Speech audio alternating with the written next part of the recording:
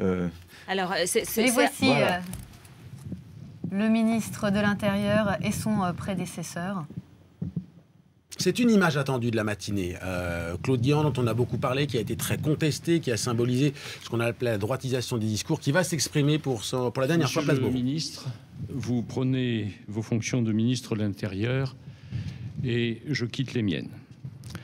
Vous me permettrez, en partant, de rendre hommage à ces femmes et à ces hommes qui constituent le ministère de l'Intérieur, un grand ministère, vous le verrez, et qui œuvrent aussi dans sa mouvance.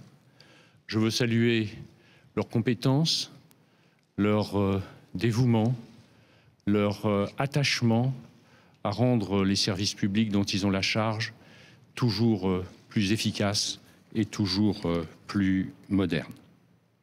Je veux aussi saluer leur loyauté, les sentiments authentiquement et profondément républicains qui les animent. J'ai donné à ce ministère de l'Intérieur l'essentiel de ma vie professionnelle et au moment de le quitter, de dire au revoir aux hommes et aux femmes qui le composent et que je connais si bien, je veux remercier tous ces fonctionnaires de ce qu'ils m'ont permis de faire, de ce qu'ils m'ont apporté aussi. Je voudrais enfin, Monsieur le Ministre, former des vœux pour votre succès. Nos options politiques ne sont pas les mêmes, mais nous partageons la volonté de servir nos concitoyens et vraiment, très sincèrement, je forme les vœux que vous répondiez à leurs attentes. Monsieur le Ministre, merci pour vos mots. Au-delà d'une passation de pouvoir et d'une alternance, je sais que c'est un jour important pour vous puisque c'est une page qui se tourne, non seulement dans vos responsabilités de ministre, mais beaucoup plus largement à travers votre attachement. Et nous le savons, servir la France, servir l'ensemble des Français est un honneur, une fierté que vous avez éprouvée, je n'en doute pas, un seul instant. Et je mesure à mon tour avec lucidité, la gravité, la responsabilité qui est désormais la mienne.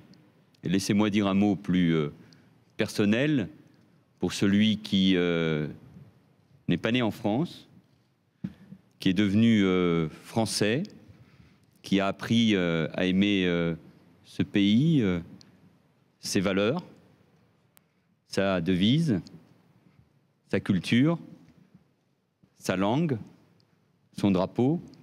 Devenir ministre de l'Intérieur, cela montre bien que notre pays est un pays un peu à part et dont il faut souligner davantage la force et les atouts.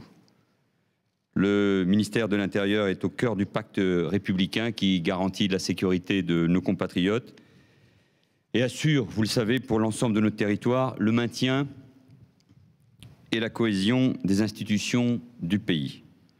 Et à l'occasion de ma prise de fonction, et évidemment en lien avec la vision qui est celle du chef de l'État, je veux adresser aux Français un message simple, celui de la confiance retrouvée et de l'ordre républicain.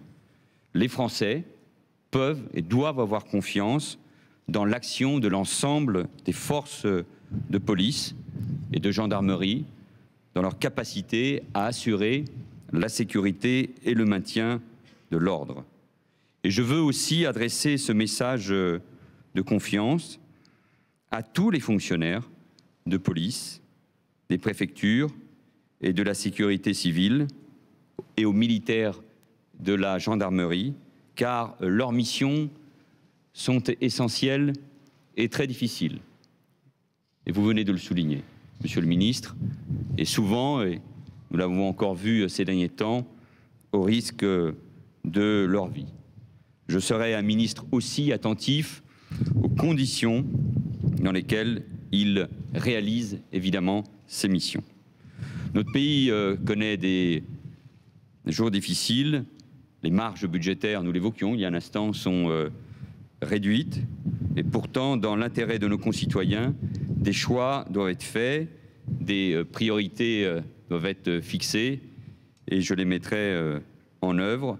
Volonté d'une nouvelle sécurité de proximité et aussi la création de postes supplémentaires dans la police et la gendarmerie. Je veux dire enfin qu'il n'y aura ni angélisme, ni course effrénée aux chiffres, ni stigmatisation de communautés d'une catégorie par rapport à une autre.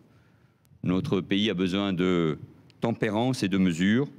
Les Français vivent une période difficile, de dure remise en question, où l'insécurité physique côtoie souvent l'insécurité économique et sociale. Et dans cette période, je veux le souligner, l'ordre républicain et le progrès social doivent être parfaitement compatibles. C'est ma conviction la plus profonde. Et sous l'autorité du président de la République et du Premier ministre, nous devons redresser le pays dans la justice. Le travail est immense. Je m'y suis préparé.